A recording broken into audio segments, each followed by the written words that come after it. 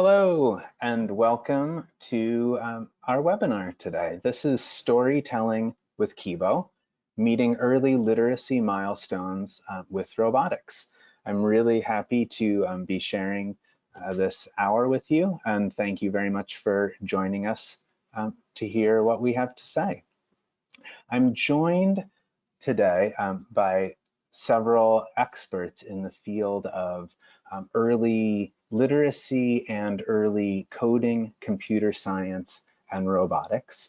My name is Jason Innes. I'm the manager of training and curriculum development at KinderLab Robotics.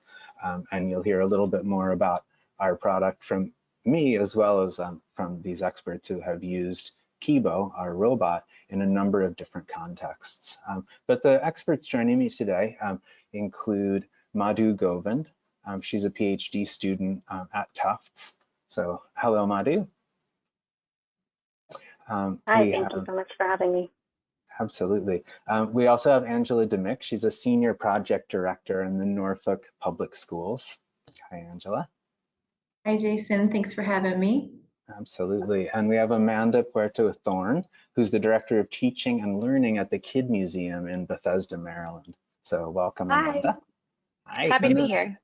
Great. I'm happy to have you here. And then last but not least, we have Mark Gura, who's the leader of ISTE's Literacy Professional Learning Network. He's also an editor at EdWeek. So thank you very much for joining us, Mark. Hi, everybody. Pleasure to be here with you. Great. So today we'll just address a few quick housekeeping topics before we get rolling. And then the flow of the webinar is I'll introduce a little bit about KIBO, our robot, that supports some of the early literacy and coding and robotics work that we're here to talk about. Then we'll hear from Madhu about her research work in how robotics can support literacy development in a variety of contexts. We'll hear from Angela about the work they're doing in Norfolk Public Schools.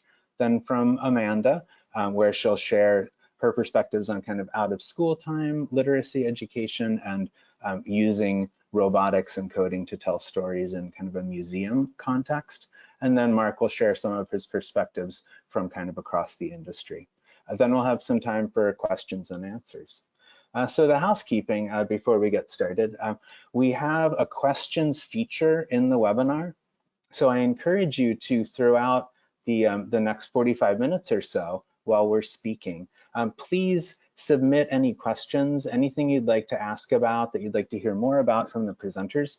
And then at the end of the final section of the webinar, we'll address those questions, and we're really looking forward to that kind of open discussion based around your needs.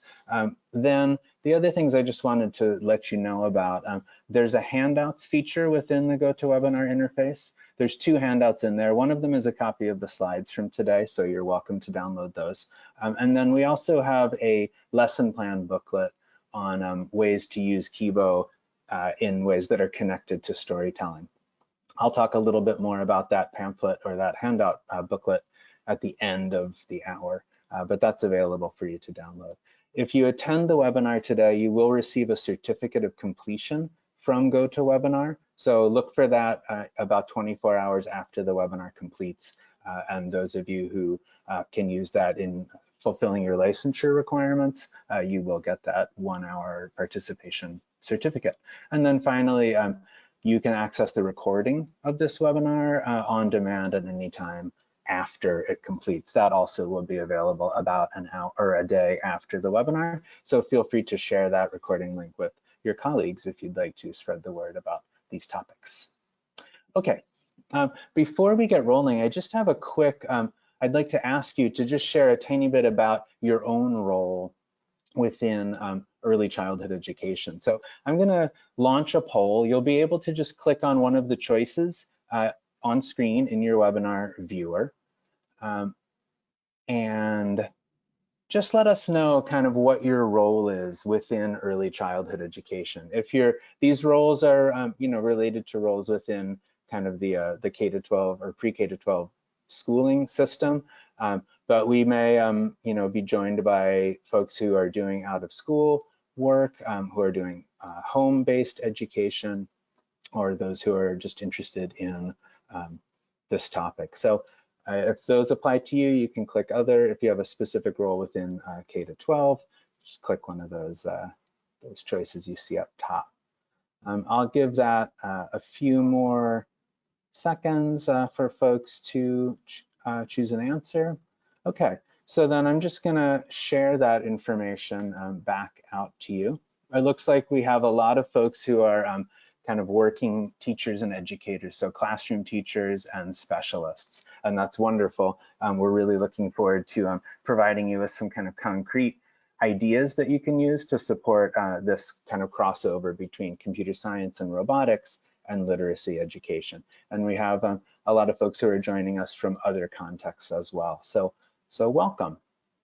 Okay, so I appreciate you sharing that information. So I'm just going to open with a little bit of information about our company, KinderLab Robotics, and the KIBO robot and how we see robotics supporting early childhood education before I kind of turn it over to the experts who can speak much more concretely about their work. So my role is the manager of training and curriculum development. So that's my perspective at KinderLab.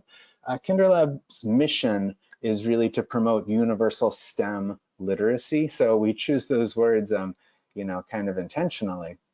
And we really do see learning to code, learning to create with these tools as a form of literacy in itself.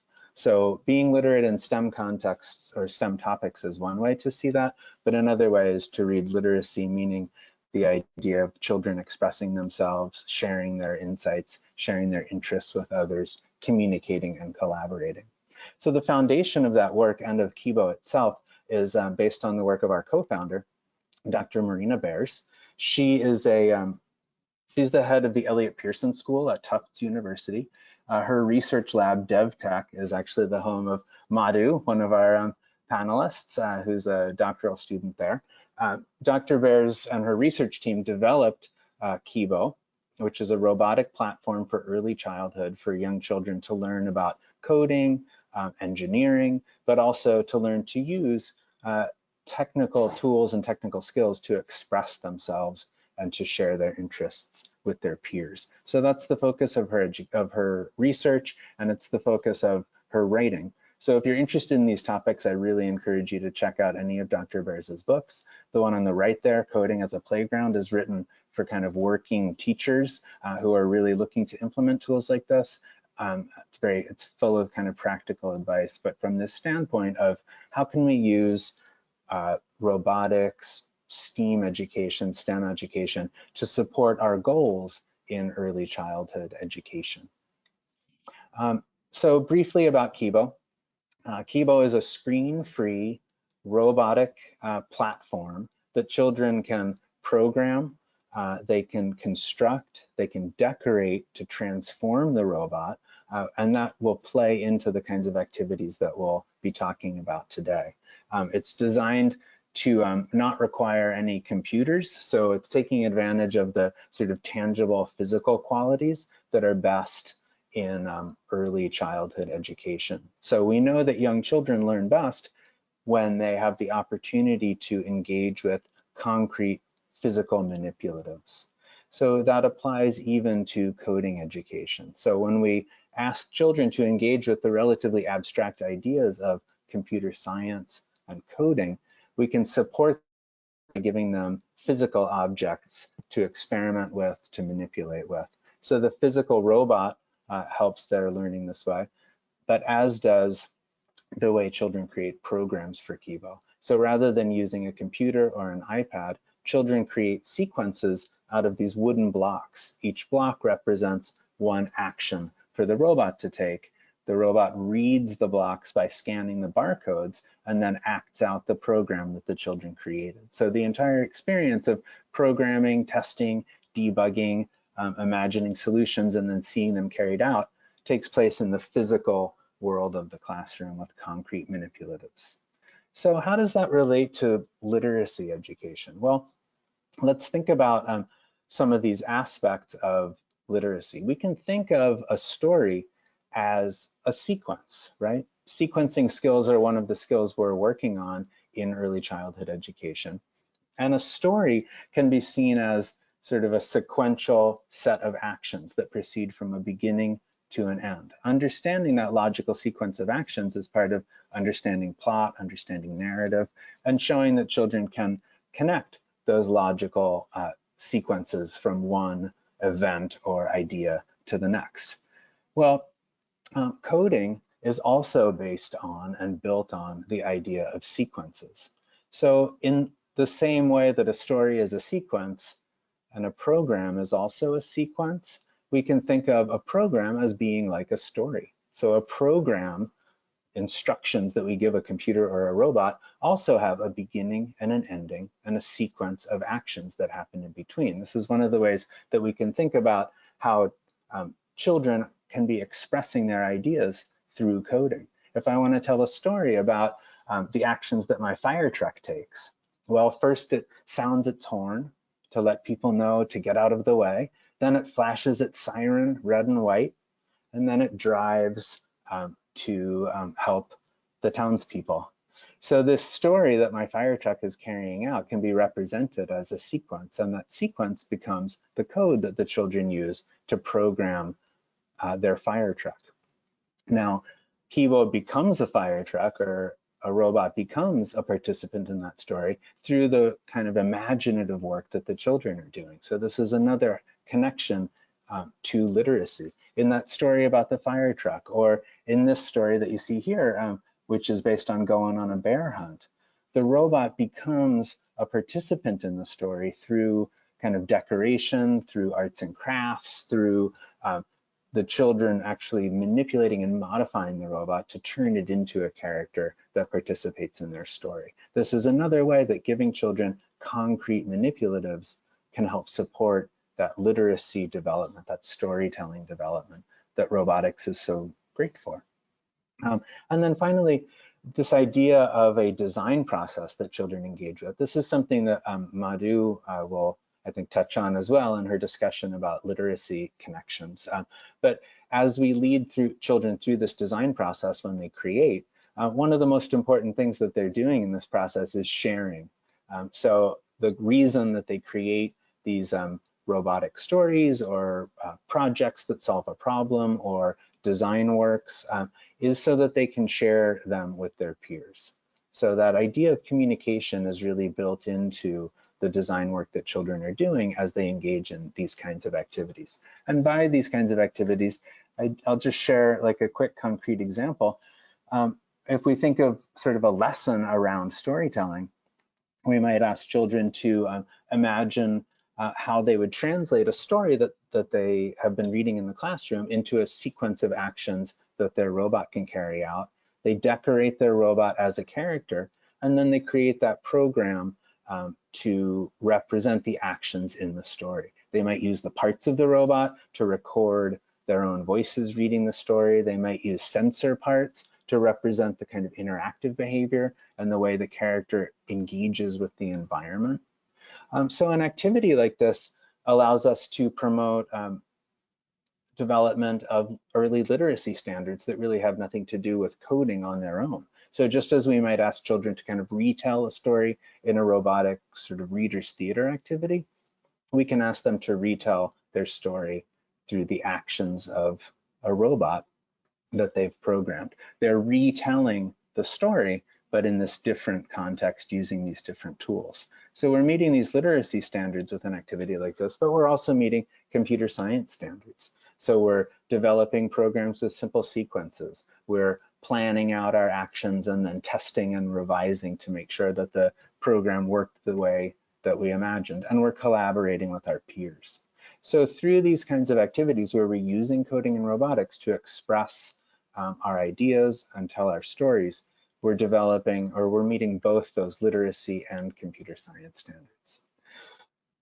Okay, so that's my sort of overview of how KIBO is really designed to promote these kinds of connections between literacy and computer science. But now I'm really looking forward to sharing the perspectives of the guests who are joining me on this panel, who have explored these ideas kind of in various ways in the real world. So I'd like to start by handing it over to Madhu.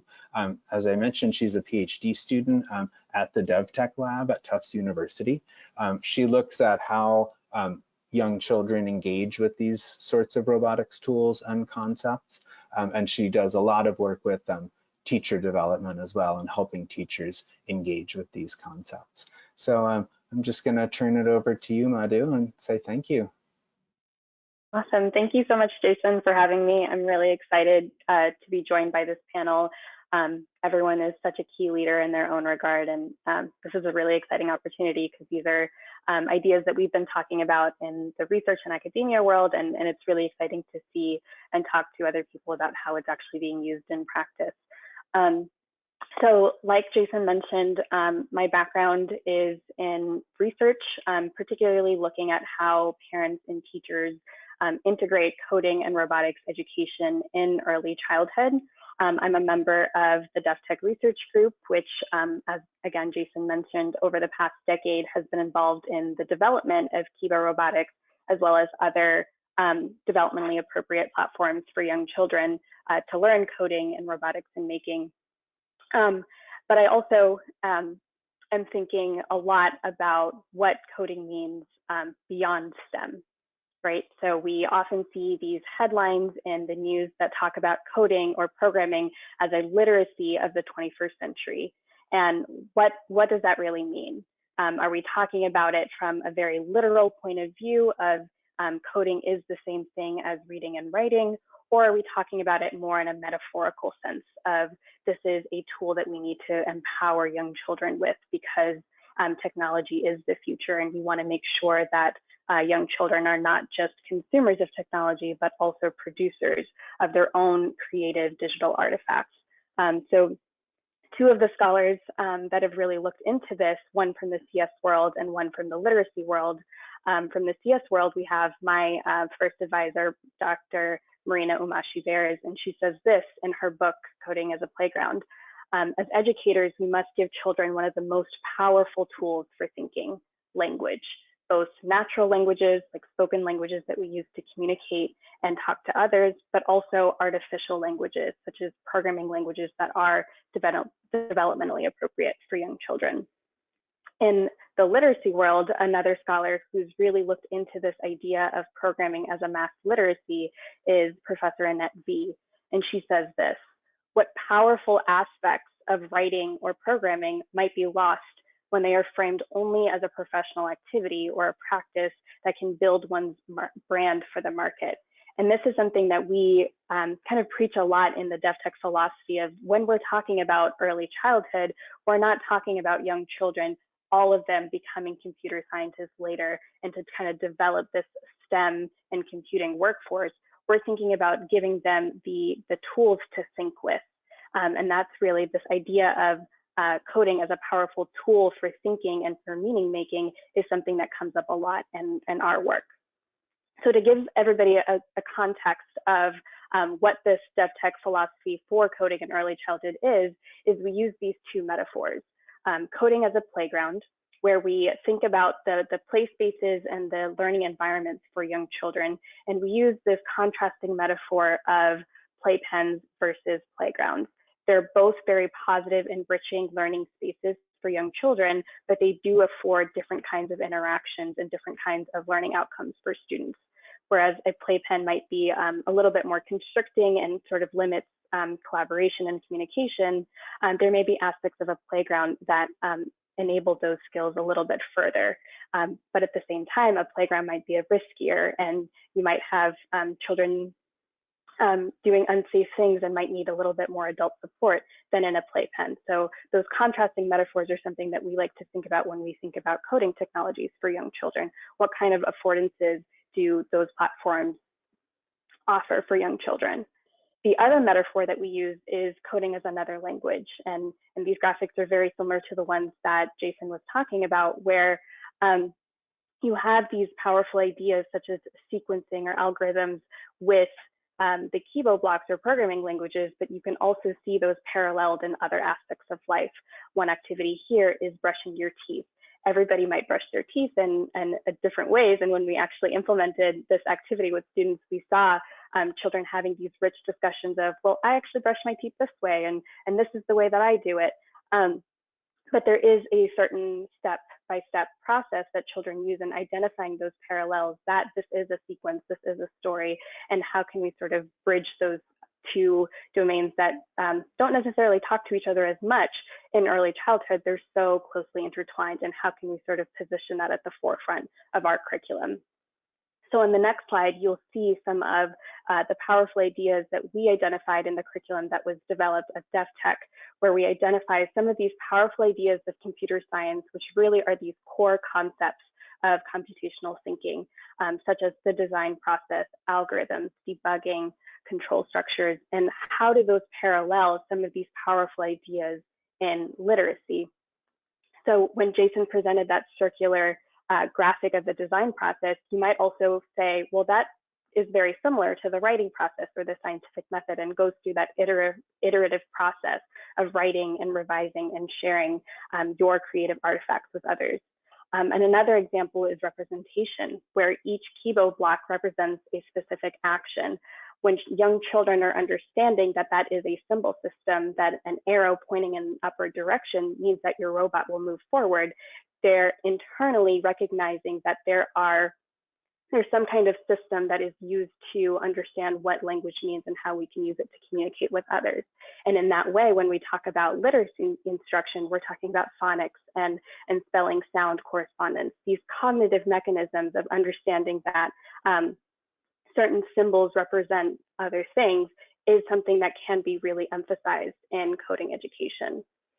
Another example that is really interesting is the debugging aspect, and how we want to communicate with other people can be revised in order to perfect our communication and make others understand what we're saying a little bit clearer. So editing and awareness of audience is something that we try to parallel with the literacy component of our curriculum. So to get a sense of what this curriculum is about, we developed a curriculum for kindergarten, first, and second grade that we actually implemented in the school district that Angela will be discussing, Virginia, the Norfolk Public School District. And Virginia, because it is the first state in the United States to formally mandate K through 12 computer science education. So we were really excited to be working with this pioneer district and this pioneering state to understand what really coding education looks like in early childhood, and how can we sort of take this coding as literacy, we call it the CAL approach, and infuse it into their existing curriculum.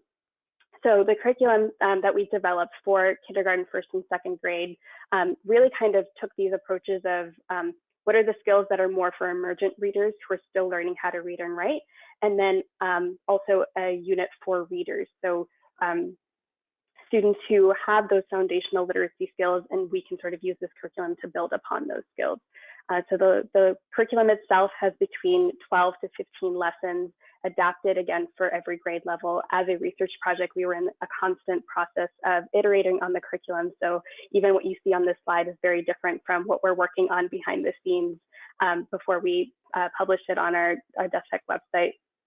The curriculum is aligned with national standards for both English and computer science, as well as the Virginia specific standards for English and computer science.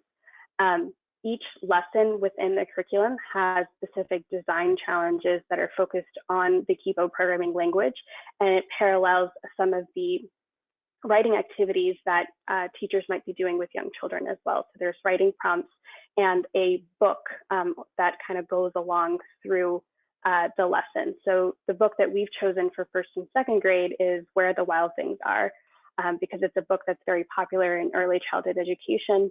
And one of the really cool aspects about it is that it has 6 wordless pages. So when we take away the written text, how are children expressing themselves and being able to put themselves into the character of a book and design their own wild rumpus through KIBO, as well as through a creative writing composition.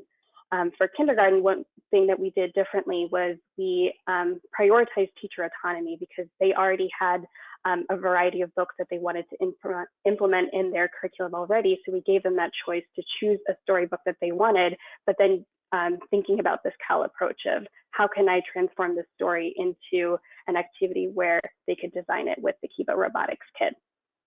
The last thing that we are thinking about with the curriculum is also about just some of the assessment activities. So you'll see some of that embedded within the curriculum as well. Because this is a relatively new project, we do have some preliminary research findings and are also understanding how others are conceptualizing coding and literacy. And something that we've found really fascinating is that students at varying literacy levels can master programming. While there is a positive correlation between literacy, the students who perform better on standardized literacy assessments do tend to perform better on programming. That relationship is not deterministic.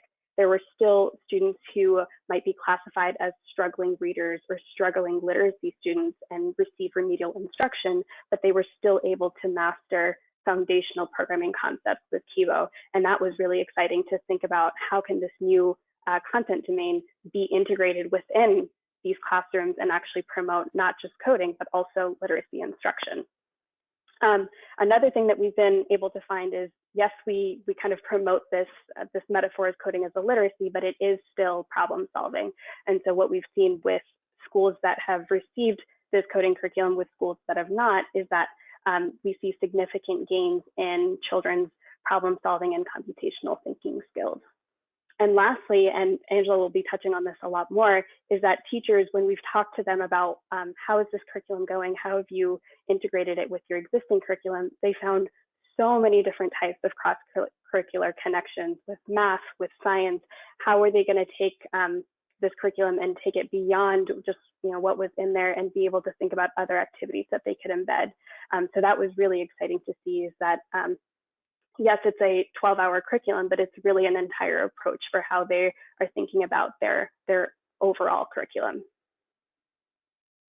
So in our future directions of our research, what we're really thinking about in terms of coding as literacy is we kind of see it as these 3 tiers, and it sort of increases in complexity and importance. The first is sort of the discrete skills of coding and literacy. We're talking about syntax and punctuation. How can one sort of leverage the other and support one another? In the second tier, we're thinking about personal expression and meaning making. How do we sort of take these powerful ideas between these 2 curricular domains and put them in conversation with one another? And the third that I'm most personally very interested in exploring more is this power associated with CS education. Who has the power to access CS education, and who has the power to learn it, and what are they doing with that kind of knowledge? So these ideas of representation and equity, especially now in this particular social and political climate, is so important. Of what kinds of opportunities are we affording all children? Is coding and robotics something that is just for certain schools and not for others, or is this really this universally and accessible and applicable skill that everyone should learn? And how can we sort of parallel that with the power of literacy that we've seen historically in our world? So with that, I'll just share some final resources. If you do want to see what the curriculum looks like now, the link to the DefTech website is there, and we'll constantly be updating that website. As Jason mentioned, the Coding as a Playground book, there's actually a second edition of the book that is coming out, and there's a very specific focus on the coding as literacy pedagogical approach within that. So that's going to be some new content there. And then lastly, as a teaching assistant for a 1-year graduate certificate, one of the things that we really dive into is this CAL approach, and we do a lot of discussions and activities related to that. So if you're a teacher, we see a lot of teachers here on this panel today. If you are interested in continuing your own education and learning more about this, feel free to check out that website. So. Thank you so much, Madhu. That was really, it's such a great point about making that parallel between kind of the political and societal importance of literacy in the traditional sense, as well as this kind of new literacy and access to STEM. So that's an important kind of political dimension of thinking about the overlap between literacy and coding. And thank you for introducing that too.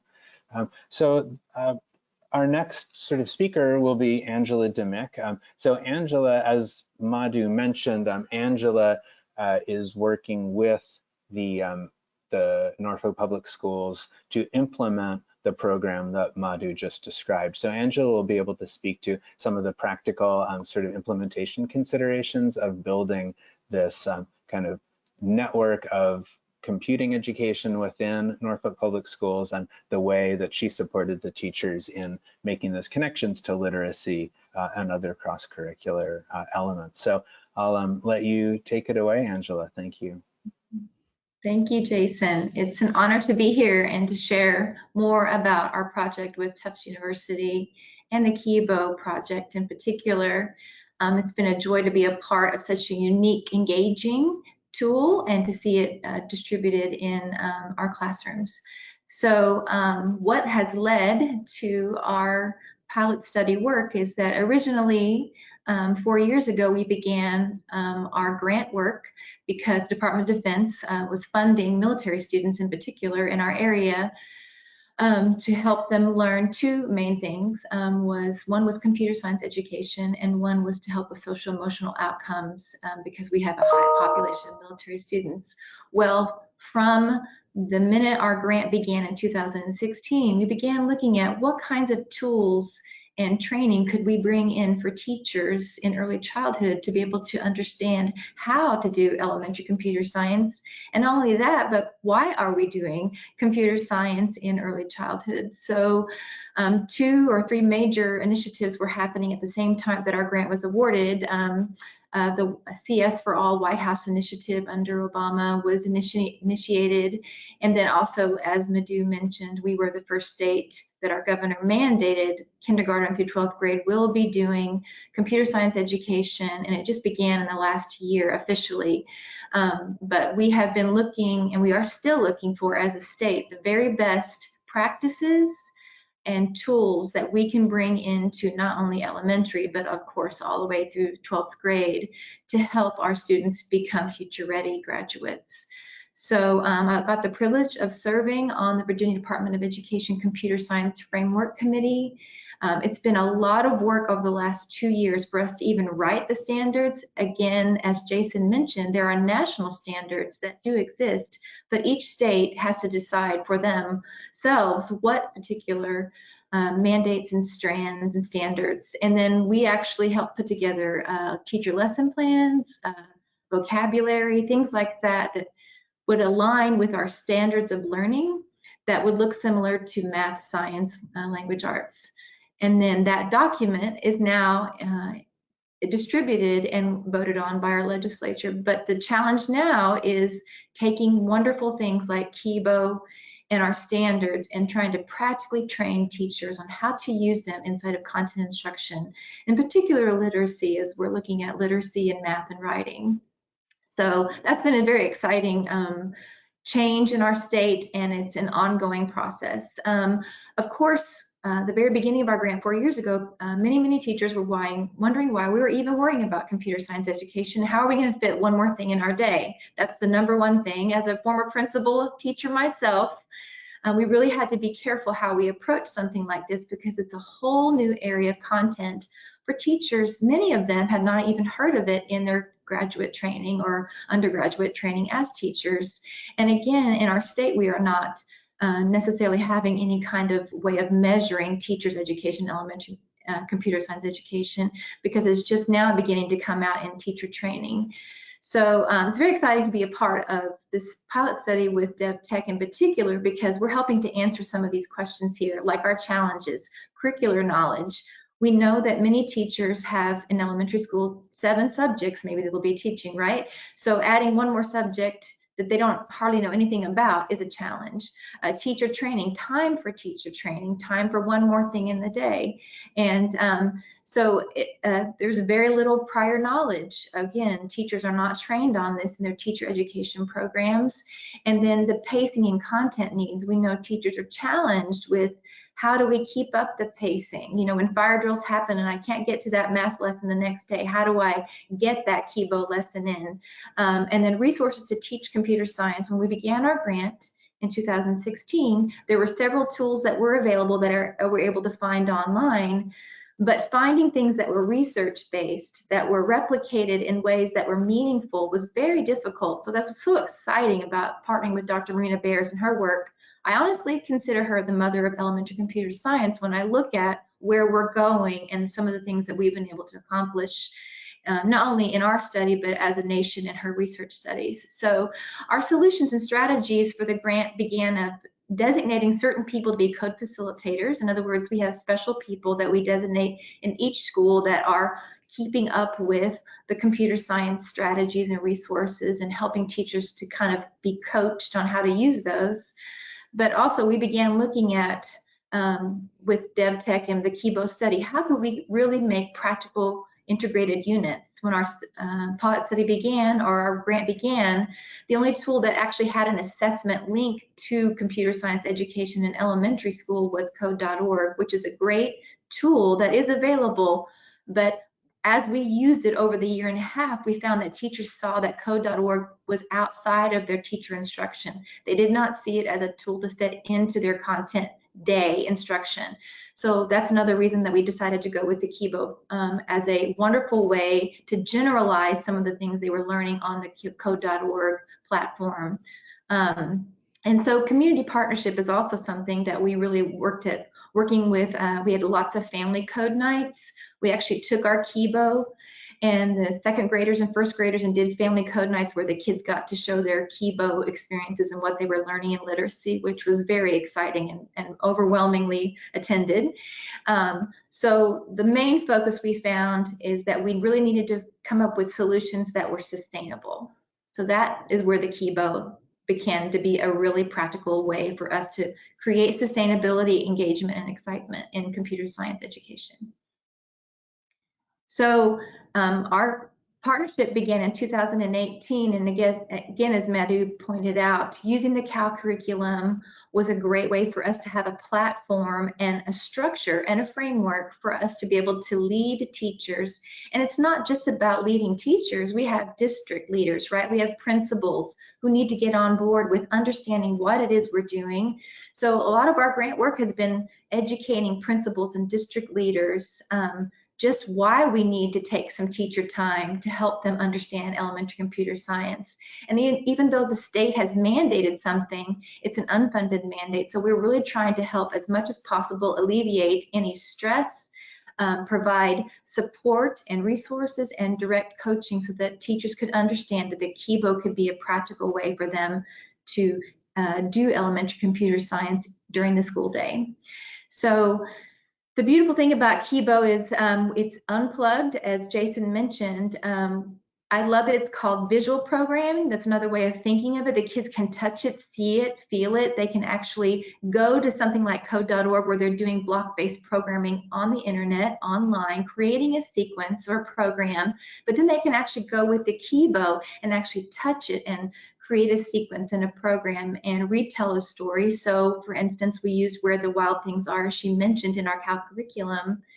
You know, some of the standards we could easily hit were, what is the beginning, middle, and end of a story? What is the beginning, middle, and end of your program? What crazy wild rumpus do you want KIBO to do at the end of our culminating project? So I like to think of it as a wonderful tool for project-based learning. It could be an ongoing way of looking at going deeper with content instruction, in particular literacy.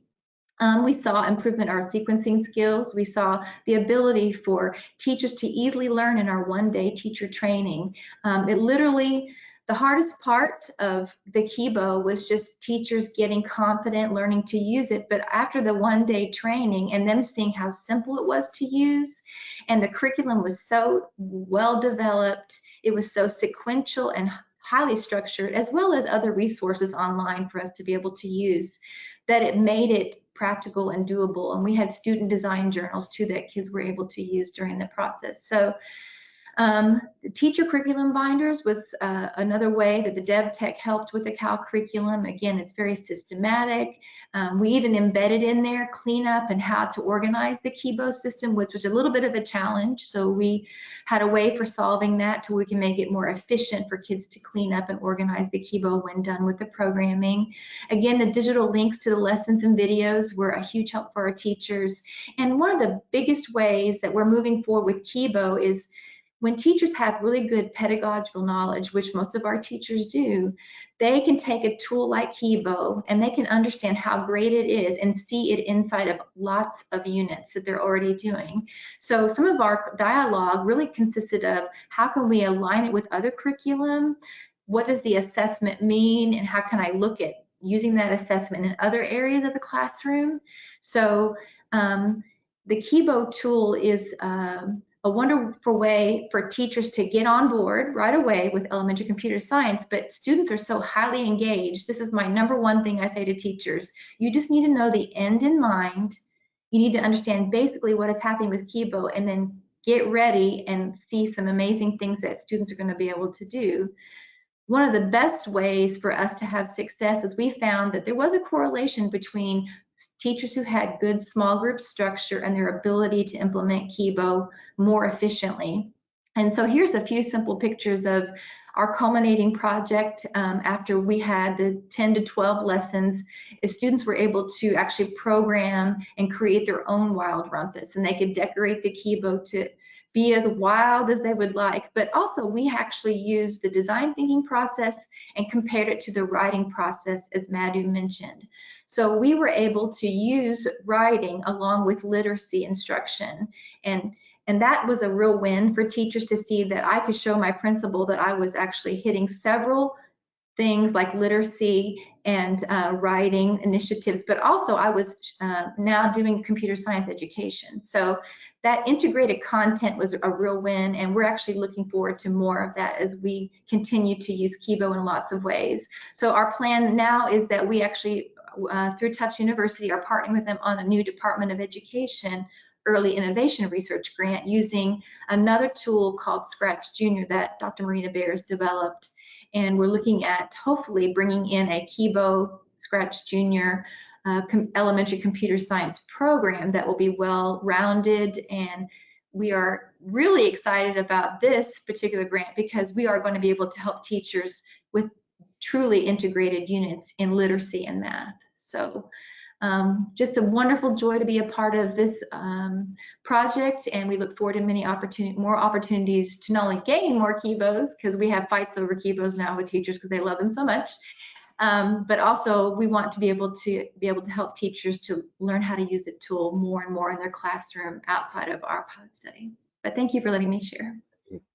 Thank you for sharing, Angela. That's wonderful, and that's so exciting to hear about the excitement of the teachers when they saw different ways that they could make these connections for themselves to the curriculum that they were teaching. So thank you for sharing that.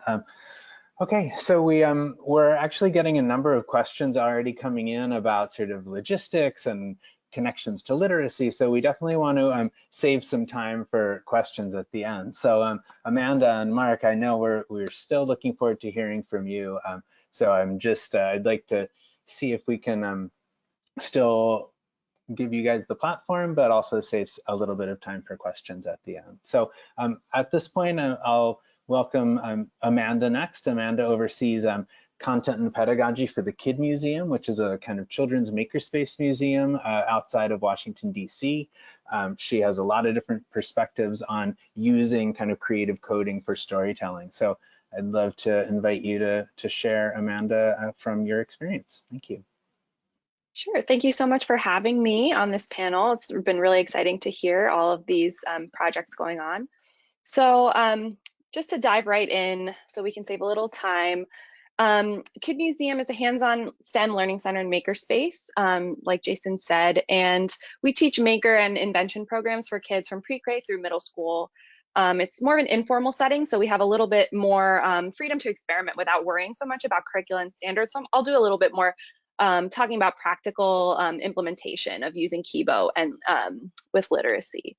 So there are 4 different ways that we see early learners with robotics. And so we have our Open Explore format, which is kind of the most traditional museum format that you might see. It's kind of drop-in time for families where there's lots of different activities, and we might have a robotics activity out as one of those activities. They're kind of like stations, and they're facilitated by teen volunteers. We do workshops and field trips, which are kind of one-off sessions. For our early learners, they're usually an hour, and they're facilitated by our staff of educators. And we also have 2 programs for early learners. We have Mini Makers, which is for pre-K and after-school classes. So we have one for kindergarten and first grade, and those go for a little bit longer. So the Mini Makers is 3 sessions, and the after-school classes are 10 sessions. I'm going to focus on the first 2 since they're the most different from a school setting. Yeah.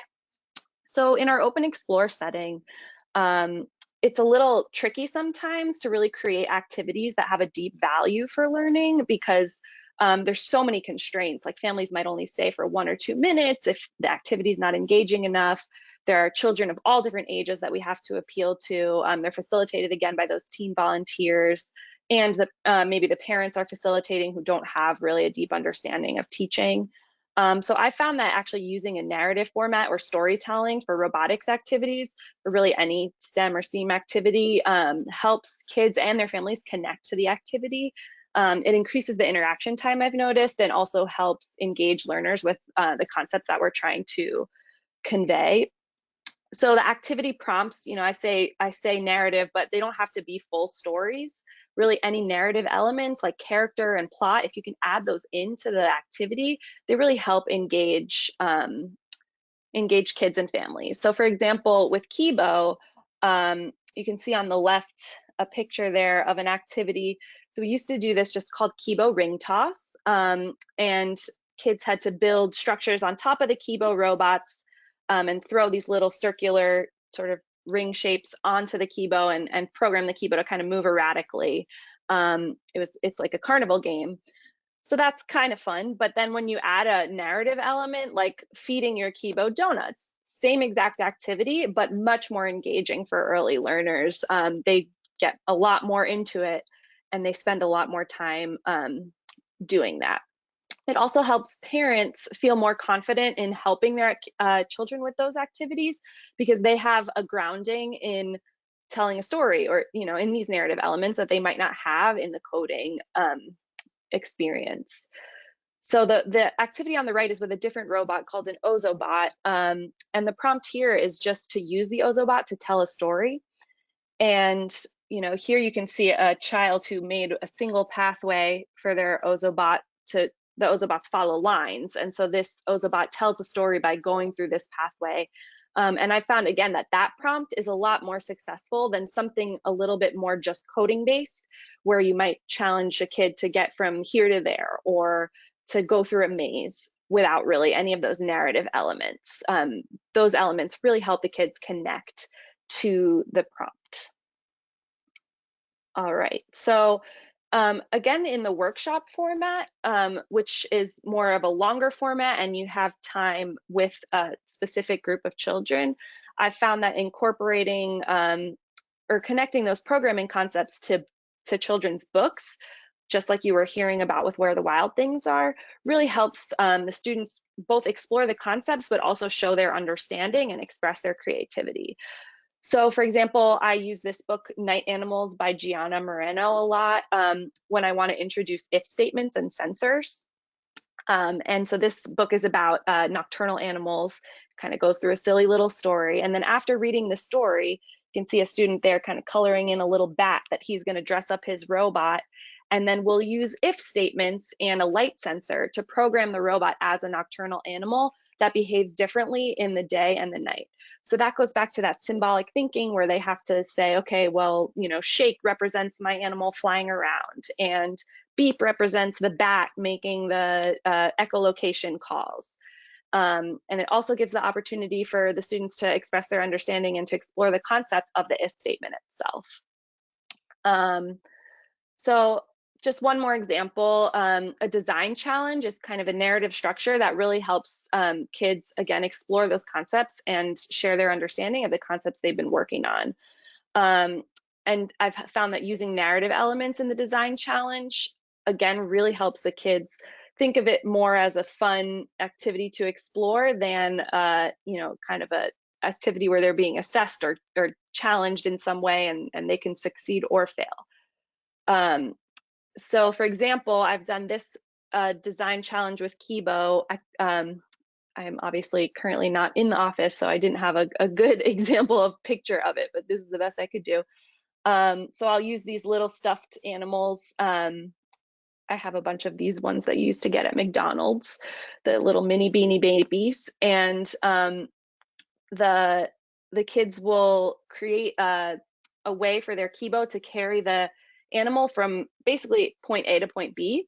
But when you add the narrative element of having, you know, this animal needs help crossing the bridge, the kids are so much more into it. And actually, I've run this as a family workshop as well. And again, it really gives the parents that scaffolding to help connect with this activity that they might feel a little bit uncomfortable with if it were just, you know, program the robot. But if it's, you know, dress up the robot and use popsicle sticks and cups and whatever to build a carrier on top of the robot, parents are much more likely to dive in and get really into it with their kids. Yeah, so that's just another example of adding a narrative element. Thank you, Amanda. And we'll share links also to the Kid Museum so folks can see more about the programs that you have developed around robotics. I think that's such a powerful idea, that notion that using the narrative as sort of the hook for the child's imagination helps kind of both scaffold the activity for caregivers as well as for the child themselves. It provides that that almost motivation that makes it clear to them what they're trying to express as they work with this new kind of language. So thank you for sharing that perspective. So Mark will sort of bring us home. Mark Gura has worked in the New York City public schools. He has a lot of experience looking at how kind of ed tech works in schooling, and in particular, he's focused right now on looking at how robotics and coding can support literacy. He works with ISTE's Literacy Professional Learning Network, and so he's going to share a few perspectives about kind of where we are in a larger sense with these tools, and then we will take some time for questions. So thank you, Mark. Okay, well, in the interest of time, Jason, I'll kind of race through this, okay, and make 3 or 4 really important points and then get this back to you. And by the way, as the former director of instructional technology for the New York City Public Schools, I've been tracking student robotics for over 25 years, and I see KIBO and the approach that KIBO takes is very important as a step forward, and so much so that I invited Jason into one of the classes I teach, Technology Integration for Tech Leaders, graduate level at Touro University. Thanks again for coming in virtually, Jason.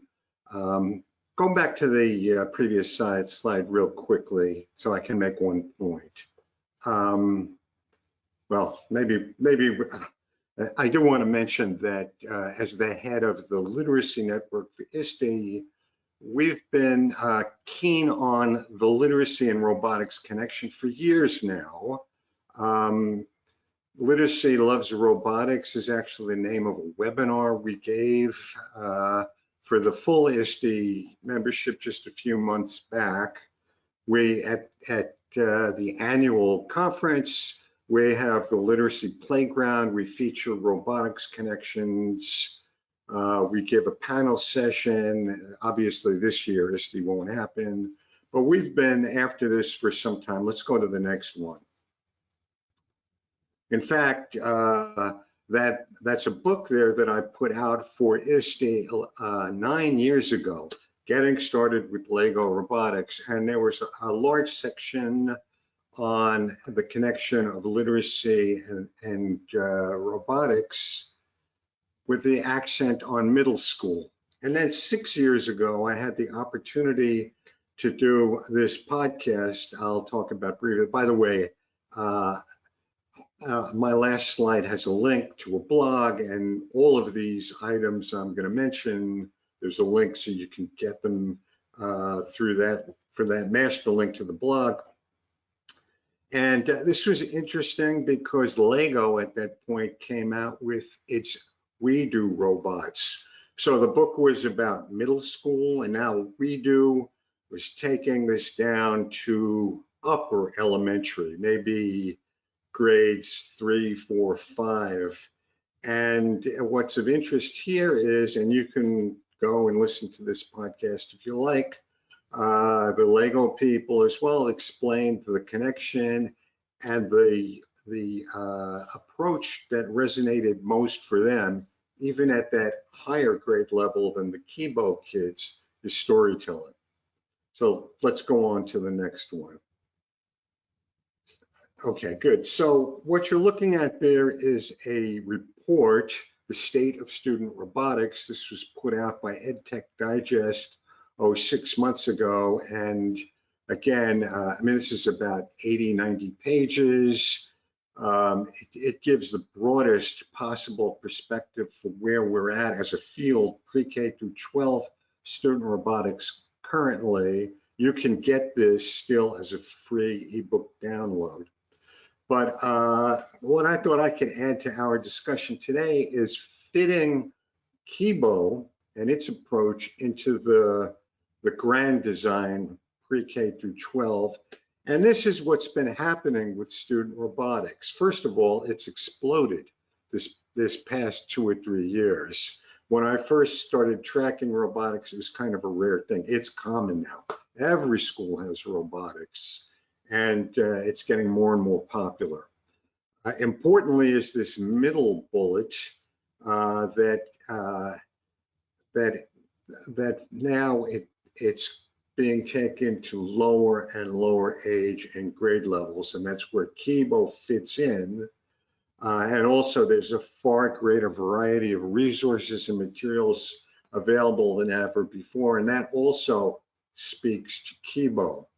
So I'm going to cut myself short in just a moment, Jason, to save you a little time. But there's 2 things I want to leave people with. One, that student robotics in the early grades and age levels is not a one-off specialized thing for little kids. This now puts STEM activities in the earliest settings in schools, and it's a solid continuum straight through the end of high school. And I don't think we need that one. Let's just go back to the last one as I finish this up. And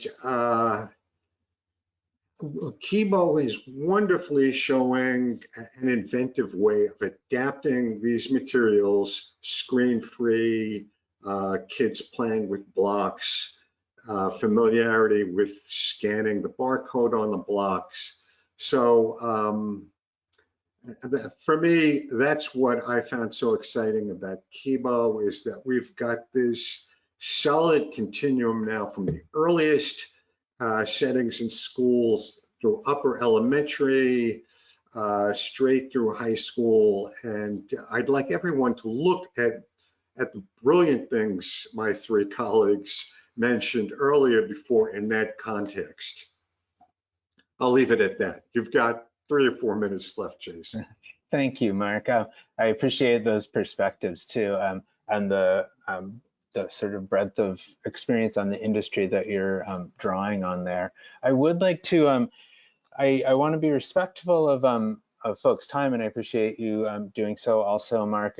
We said that this webinar would end at 3. We do have a few questions that have come in, and I want to offer to folks that we can continue on and answer a couple of those questions if the panelists are able to stay on for a little bit of time after 3. But before we kind of reach the 3 o'clock mark, I just wanted to make it clear that folks can download some of these resources, both the slides from today as well as an activity booklet for use in the classroom with activity ideas that tie into literacy and storytelling with the KIBO robot. And then also the slides that you download, we'll have contact information for all of our panelists today. So if you're interested in sort of making a connection and learning more about the projects that they've shared and downloading some of the resources that they've made available, I encourage you to reach out either to their social media or directly to them. So I'm going to say, for those who have to drop off at 3, I want to say thank you very much for joining us. I say thank you to the panelists for sharing all of their expertise. And then for folks who are able to stay a little bit past the hour, we just have a couple of questions that have come in related to all the work that these folks have been doing. One question that I hope Angela might be able to address is some folks have asked about how we might adapt some of these activities or see these activities working in a context where we might need to do social distancing, we might need to do blended learning, we might need to do some work from home. Are there ways that you've thought about kind of the group management, the social emotional aspect of these activities that might work well depending on how schools look this fall? So I'll just let you address that, Angela. Yeah, so we have discussed it a little bit. Of course, our state has not made its plan, our district's not made its plan made known until August 15th. It has to be turned into the state of Virginia. So, but the ideas that we have is that, you know, really KIBO is a wonderful way for teachers to whole group model. So technically the teacher can use it for whole group Zooming and doing all kinds of wonderful examples. And then, you know, if you really wanted to be creative, you really could, we might be having a hybrid of small groups coming in and out based upon rotations. So we get students opportunity to have direct hands-on experiences. We actually had jobs that were assigned to students. So sometimes you were the navigator, which meant you touched the blocks. And sometimes you were just the designer or programmer, which meant you might have just touched the KIBO. And then sometimes you might have been the person who cleaned up. So it's just something that we'll have to see how the district decides to move forward. But there's lots of good teachers with a great tool can think of lots of creative ways to use it. And it's highly engaging. So I think that it would be doable.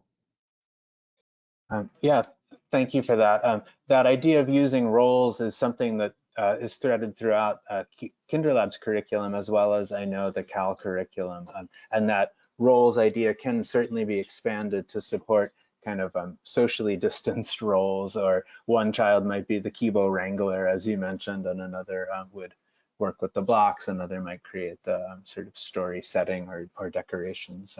So thank you for sharing that. And then Madhu, we had a question about kind of standards alignment and how much, as you were developing the computing as literacy standards or curriculum, were you looking at meeting specific kind of literacy standards, ELA standards, as well as the computer science progression? Yeah, great question. So KIBO being a screen-free platform, there were certain aspects of the computer science standards that we didn't necessarily prioritize. So things such as you know, cybersecurity, network, and the internet, those type of strands were not as prioritized as much as the ones on algorithms and programming. And in the same way for the literacy standards, when we looked at Common Core as well as Virginia standards for English language arts, the ones that we really focused on were the ones that were specifically related to reading and writing, keeping in mind that a lot of the reading standards, the activities in the Cal curriculum were a lot more read aloud. There wasn't a whole lot of individual student reading, but the writing standards were a lot more individualized. So those two strands were the ones that we focused more so for literacy. Okay, great. And I know that the Cal curriculum is available for download from the DevTech website as well. Is that right? So folks could reach out to you, or we'll share that information in a follow-up email to attendees. All right, well, thank you very much, both attendees and panelists, especially for staying a few extra minutes to address some of the questions that came in. And thank you again for sharing all this range of experience and these different projects that you've undertaken in this world of kind of computer science and literacy connection. I'll just leave this slide up with the contact information. I invite folks out there in the audience who are interested in the work that's been shared today to reach out and make a connection with my colleagues. So thank you again, folks, for joining this webinar, and thank you, panel, for sharing your expertise. Thank you. Okay, bye-bye, everybody.